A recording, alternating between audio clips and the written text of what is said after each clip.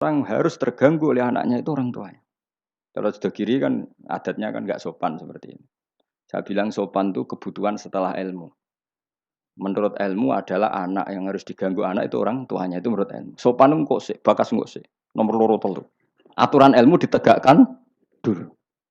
Bahwa yang jadi korban anak harus orang tuanya. Ketika anak ingin uang harus orang tuanya yang jadi korban. Jangan orang itu ilmu. Yang kedua kalau kita baru bicara etika. Nah iso jaluk pas tangi masalah ini bocah. Lah nak nuruti etika aku yo duwe aku yo pas aku seneng pas apian. Akhirnya bojoku nurut karena bojoku ya keluarga kiai suka ilmu. Saya gede-gede ge mari piyambak. Anggere gede-gede ge isin piyambak mari napa? Piyambak. Tapi kan jelas bocah iki utang jasane mbek wong tua. Bahkan saya sudah gede mikir, bapak iku apik tenan turu tak gugah wae gak tersinggung. Lho kula biasa 10 menit turu digo anak kula jam mlaku-mlaku iki kula mlaku-mlaku. Berapa kali saya ngaji terlambat 10 menit, 5 menit gara-gara anak kula nembe dugi lunga, mbek jam mlaku-mlaku tak turuti. Karena jangan sampai kita ini misalnya demi ngaji, anakku njok mlaku-mlaku ora tak turuti. Akhirnya anak saya itu dendam sama ngaji. Gara-gara ngaji aku gak dijak mlaku-mlaku bapak. Akhirnya nganggap ngaji ku problem. Akhirnya roh rohin itu problem cah iki. Oh, bapak demi keriting kan. Roh Mustafa demi jenggot ya kan gitu. Kan panjang. Akhirnya roh rai-rai iki rai trauma kan. Nah, itu kan gak bagus. Tapi nak tetap mlaku-mlaku, nggak wis bar pas mlaku-mlaku tetap ngaji. Anak itu punya kesimpulan, ternyata saya masih nomor satu. Keriting nomor loro. Keritingnya ya maklumi nak waras. Umpamanya aku ora anake kan. Makanya saya itu dugaan saya, kenapa Rasulullah ketika beliau sujud, Hasan Husain ini menganggap Rasulullah digo jaran-jaranan. Cara Jawa digo napa? Terus Rasulullah ditumpahi mbek Hasan. Si masyhur itu Hasan. Ya tentu Hasan Husain tapi sing ning riwayat itu Hasan. Iku Rasulullah lama sekali sujud. Sampai sahabat itu karena saking dekatnya wahyu, zaman itu cara berpikir ahadasa fihi syai'un atau ahadasa fin nabi syai'un. Apa nabi ada wahyu baru sehingga sujud selama itu. Jadi sahabat belingu ya penting. Akhirnya orang sing enggak ya rugen-rugen niku udah enggak. Mereka sujudnya agak wajar apa? Kan nabi kan tentu istiqomah. Biasanya 2 menit ya 2 menit, biasanya 1 menit. Ini kok sampai 5 menit semua. Akhirnya sahabat langsung enggak terima, udah enggak. Ini ada wahyu baru bahwa aturan sujud harus selama itu. Dua enggak. Jebule ono Hasan. Oh, iki to perkara ne. Tapi baru kayak sahabat beling iki ono riwayate. Cara dekne ra nginceng. Jadi kadang beling ya penting. Tapi sing beling ben sahabat. Mergo tetep akeh ganjarane. Iki ora usah salat dangak-dangak ngono ora usah. Kau belingi sahabat paling ngono belingmu kebablas. Akhirnya Nabi ngendikan, tadi saya sujud, sebetulnya saya ingin standar, ingin istiqomah, tapi ada cucu saya. Terus alasannya Nabi, ben putuku ramangkel be aku. Jangan sampai kebaikan itu jadi problem bagi anak cucu kita. Coba misalnya Nabi kiai-kiai nyara saiki. Cah cilik nemu tok ora usah nang masjid biasanya. Itu, nek ana cah cilik teko jare karena khotibe tersinggung, pidato ora dirungokno. Dia momen jadi khotib kan iki. Ngono kok diganggu apa? Biasanya sing ngamuk khotib. Dulu pernah beberapa masjid itu kayak pengumuman anak kecil kan. Iku sing nglawan kula tangan tidarku. Ben dolanan nang masjid. Dolanan germas malah kowe sampe bingung. Ngrame ya ben ganggu wong khotbah. Gak penting syarat rukun. Secara aku niku wis ora penting wis. Penting wis kula Jumatan ora tau neliti ngono. Tapi yang saya pastikan gini ya, secara ilmu, ilmu itu muqaddam alal adab. Ilmu itu harus didahulukan alal adab.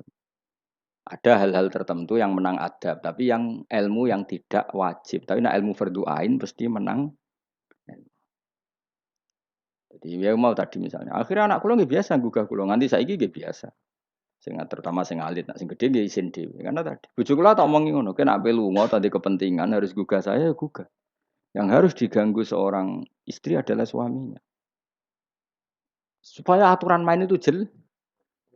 Loh, mbak dalam saya saja berani gugah saya. Karena tak atur mbak dalam saya yang bagian ibu, tak kayak kaidah. Kalau ibu gerah, saya di rumah, gugah. Totok omah. Jika supir kula ya wani. Karena itu kaidah. Jangan sampai misalnya ibu gerah jam 1:30 karena etika, nunggu Gus Bak wungu misalnya. Itu kan parah. Terus akhirnya sampai subuh. Jadi ilmu itu harus muqaddam apa? Bahwa ibu itu segala-galanya. Sampai sekarang, saya beberapa kali setengah dua ditotok Mbak Dalem atau Kang Dalem. Gus ibu gerak gini. Saya bangun langsung bawa ke rumah sakit atau gimana. Etika itu badal ilm. Jadi ketentuan ilmu itu nomor satu. Iya, gue cukup anak kiai kok delok TV itu rasa etika sebenarnya. Tapi mesti mbok pikir gak delok ning omah tapi delok ning tangga. Apik ndi ganggu wong tuane mbek ganggu tanggane. Lho ganggu tangga misale ngono, tapi tanggane seneng. Misale wong ibu-ibu kepen delok Angling Darmo, anak ndelok Teletubbies, ya kan ora sambung. Tetep ganggu. Ibu-ibu di selera enggak misalnya. Misalnya kepen delok sinetron, anak ndelok Teletubbies misalnya. Ayo, Mustafa delok film ISIS.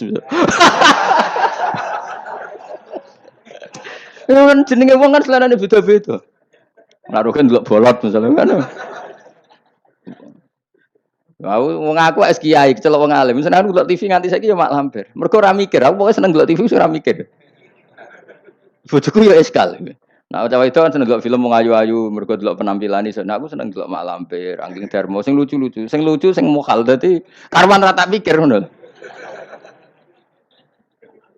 Mergo aku tahu dikelui kiai delok sinetron, ono pemeran sebagai ustad. Terus ustad iku fatwa ning TV dipikir ndak tenan fatwa iku. Lha sinetron kok mbok pikir. Sing merano ustad iku. Ya sing merano ustad kan kadang fatwa gitu. Lah kiai iki delok tersiksa sampai fatwa ustad iki. Tadi kan ulun tersiksa Gus mbek fatwa ustad sini TV. Ustad sapa? Pemeran ustad sering. Lah nama lampir kan gak mungkin gak mikir fatwane mak lampir. Tapi setan wis setruk. Kok ngenteni ngekek was-was aku coba tak tinggal delok mak lampir. Aku ngerti kok setan wae was-was aku ngerti. Tak tinggal, ada mangkel dene. Pemene setan ning gambar iku luwih ngeri. Jadi setan jangan kurang ajar tenan. Jadi orang-orang alim itu diridu. Termasuk koyo Mustafa Kabeh lah sing ngaji ning kene kabeh. Cara zaman akhir sing alim tak sebut ngalim.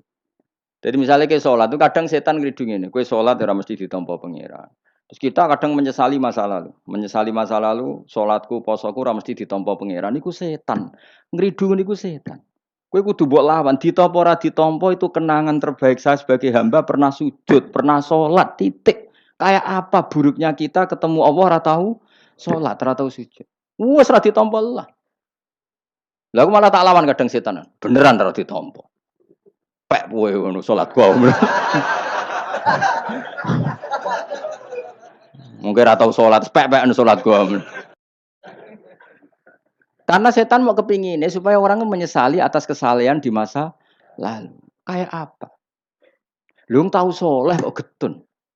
Tugale kok ngene lho contoh ning fisik. Aku ngrumat cah yatim secara ikhlas. Mulai cilik bareng gede kuliah dadi wong lali aku. Bareng lali aku terus aku getun ngrumat cah iku ternyata gak bales jasa. Lu kamu ngerumat dia secara ikhlas itu dadekno ana wakafilul yatim kahateni fil jannah. Kok malah kowe saiki dadi murahan arep-arep dibales jasa hanya karena tamak kamu, anak yang kamu rumat sekarang jadi menteri misalnya. Cek goblok. Ikhlas kamu itu janjine swarga, tamak kamu iku setan. Kancanan seringnya ngono, kancanan pondok ikhlas melarat ikhlas bareng kancane sugih utang ra oleh. Udah asal dhisik kanca aku saiki kok medhit mbek aku. Itu tidak perlu seperti itu. Masa lalu kita yang ikhlas itu masa lalu yang luar biasa. Nah, tapi setan kepengen batalno ikhlas di masa lalu. Makanya di Ikhya itu setan saking kurang ajar. Ikhlas yang kliwat itu udah adik. Ya zaman kue goblok kan mesti ikhlas lah. Nah cara Mbah Mun guyonane santri mbek kiai ku ikhlas santri. Mergo santri ku nyucup kiai sapa ikhlas. Bareng dadi kiai pikir-pikir ni rival ini ora kan. Dise asal kiai dicucup zaman santri ya ta. Bareng dadi kiai, ki rival, iki rapati alim gitu. Ikhlas dia ya. Kelakuanem lha apik endi kan. Kamane kok pangel temen nerangno. Ayo kelakuanem apik endi zaman mondok wis saiki. Ning bab iku lho. Ah ya, boleh iki sing ngomong iki lho. Apik zaman mondok. Wis dadi kiai mikir kan. Mun asro kiai politik Mustafa wah ora menarik cara dia. Jadi, nah, kalau ada setan seperti itu tinggal delok mak lampir. Lho kula lah sering diridu setan. Sampai kadang kula saking ekstrem, meneh nek kuwetan sing ngandani. Umpama Jibril ngandani aku, nek aku ahli neraka, iku tetep aku sujud mbek pengiran. Mergo kelazimane kawula iku ya sujud mbek pangeran titik. Meskipun Jibril ora ngalah ngabari ngono iku ora kowe ya ngono. Cuma nggo nglawan setan harus pakai nama besar.